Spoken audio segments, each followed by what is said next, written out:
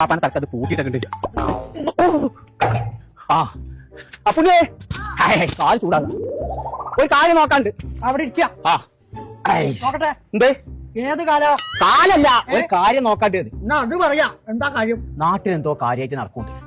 ഞാൻ ചെന്ന ആൾക്കാർ വർത്താനം നിർത്തുകയാണ്. ആ കാണുമല്ലോ, അറിഞ്ഞോ അറിഞ്ഞോന്ന് ചോദിച്ചാണ്.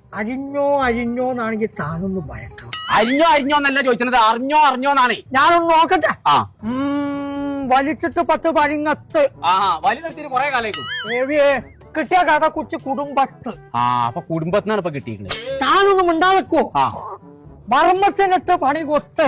മർമ്മത്തിനിട്ട് പണി വരുന്നുണ്ടോ? അലം പൊത്താരൊരു പൊത്ത്. ആ പൊത്തിനുള്ളിൽ എന്താ വെച്ചുകൊണ്ട് നോക്കാൻ വയ്ക്കും എനിക്ക്? കൈയിട്ട് ഏതായാലും നോക്കാൻ കച്ചിട്ട് നോക്കണ്ട. അല്ലാതെ ഇപ്പൊ എങ്ങനെ അറിയാൻ വലിയ വകുപ്പുണ്ടോ? ഞാനൊറ്റ വഴി. ആ ബെസ്റ്റിലെ പ്രയോഗം. അതെ അതെ അത് നോക്കോ. തന്നോട് ആൾക്കാർ അറിഞ്ഞോ ചോദിക്കുന്നത് എന്തുകൊണ്ടാണെന്നറിയോ?